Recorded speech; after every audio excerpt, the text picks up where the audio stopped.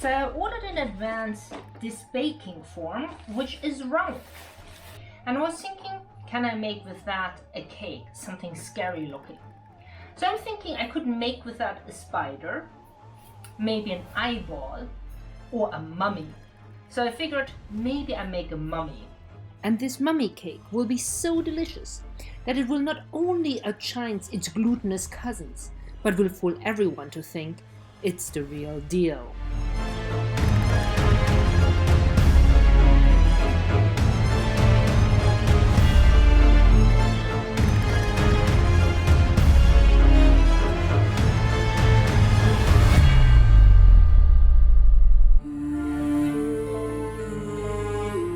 As flavor profile, maybe I make a reversed Swedish princess cake. So I'm gonna quick follow my vanilla sponge cake recipe.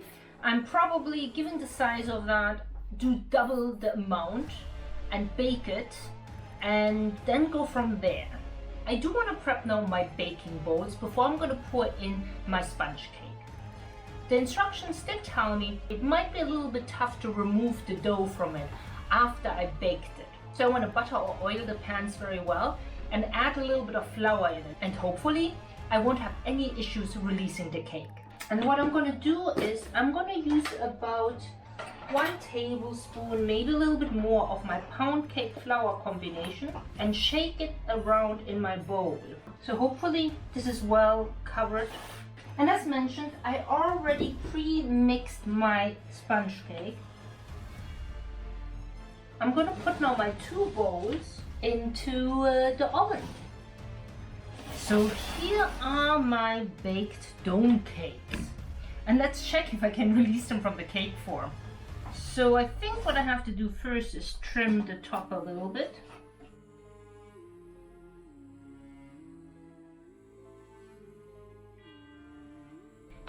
I'm going to take out a cake spatula. Hey, it worked! Okay, so here's one part of the cake, and I will have to repeat the same. And with my spatula again, I'm gonna flip the cake over. And here's my other part of my cake. That's kind of cool. I never thought that's gonna work out. So I'm gonna let the sponge cake cool down a little bit more, and then I'm gonna assemble it to make my mummy. And I'm gonna slice my cake now into several layers, and I need a very sharp knife for that. Here are my different cake layers. And now I'm gonna start prepping my filling. And I wanna get started on my gelatin. So I'm gonna pour 1/4 cup, which is about 125-140 milliliter of water, into my pot. And then I'm going to sprinkle the gelatin onto the top of the water and let the water get soaked up by the gelatin. And I want to dissolve now the gelatin. And what I'm going to do is I'm going to heat up the gelatin on a low heat. And what I'm looking for is for all the granules to be dissolved. And you can see now how the gelatin is pretty much dissolved. And I'm going to take it off the heat. Now what I want to really wait for is for the gelatin to cool down. In the meantime, I do want to whip 500 milliliter of heavy cream.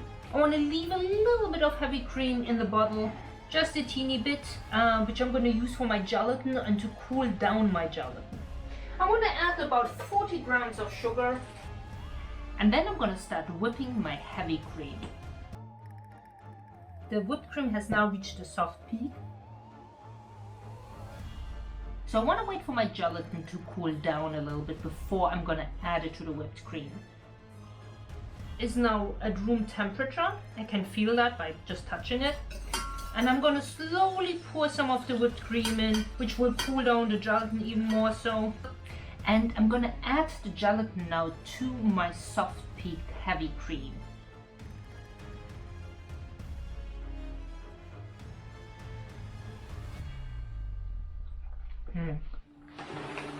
Now I'm going to use again my cake form to assemble the cake itself. And again, I have to prep my ball-like cake form, which I'm going to use as my cake mold. A bit of oil into the form. They said that prevents it from sticking. I want to stabilize my round ball-shaped cake form a little bit more because I'm gonna put it in the freezer to set the mousse a little bit faster. So, and now it's time to assemble the cake. So I want to have a layer of jam, then a layer of cake, then another layer of cream, then another layer of jam. So I'm going to slowly build that up. So I'm going to use raspberry jam, and then I'm going to put that into my bowl. Then I'm going to put my second layer on the top of it. Maybe I want to make sure it's more evenly spread. Now I'm going to pour some of the cream.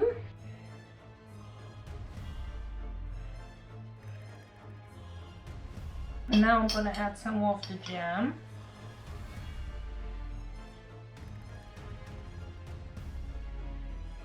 This is a little bit more trickier. Then I'm going to put the next layer on. We can see there's a little bit of a missing cake part. So I have a little bit of cake here, so I'm going to fill that in. I'm going to repeat the same thing with the other side. I'm going to add some of my jam. Put my thing with the jam in the bowl. Put my second layer on. Ooh, there's a spot where I don't have enough jam. Okay, here's my second layer. And then I probably want to add some jam on this layer as well. And then I'm going to add a layer of whipped cream. So now the tricky part comes. I want to put this bowl on the top of the other bowl and hope it's not going to collapse on it. Here we go. I'm going to put it now in the freezer, and hopefully in 20-30 minutes I can take it out, and then the ball hopefully sticks together. Okay, so here is my dome ball thing. Let's see, I can take it out. Okay, success number one.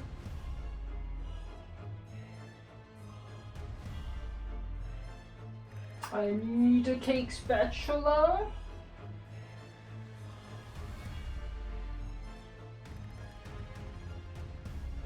Here's my cake ball, which is supposed to become my mummy.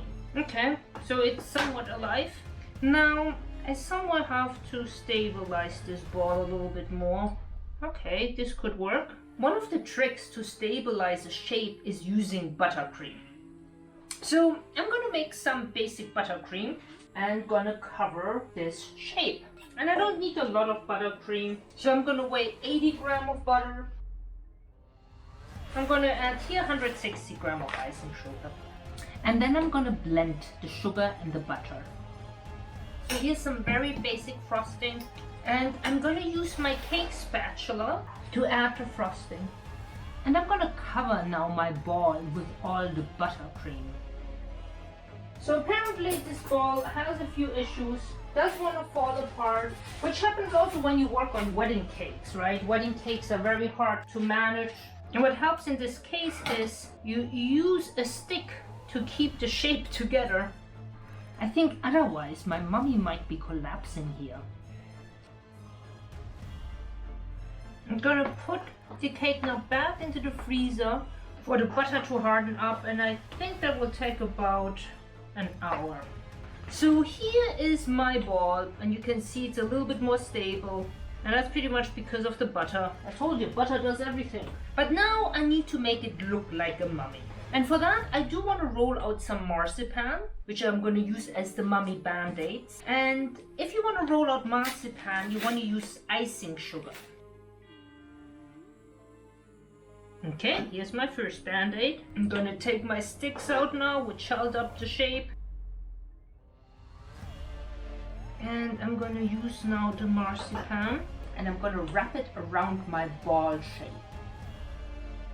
I'm going to cut the marzipan into a little bit of a thinner stripe. You could also use fondant, but I'm not a big fan of fondant. I don't like the taste much. So if I have a choice between marzipan or fondant, I always going to use marzipan.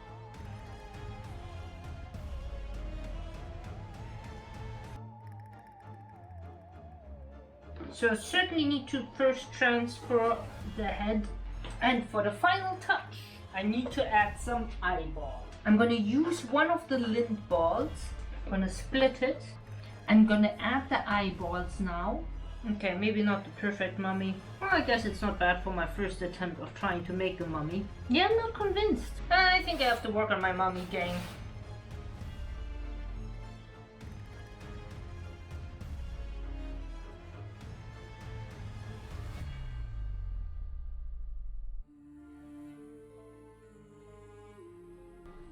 It should still, though, be a delicious mummy.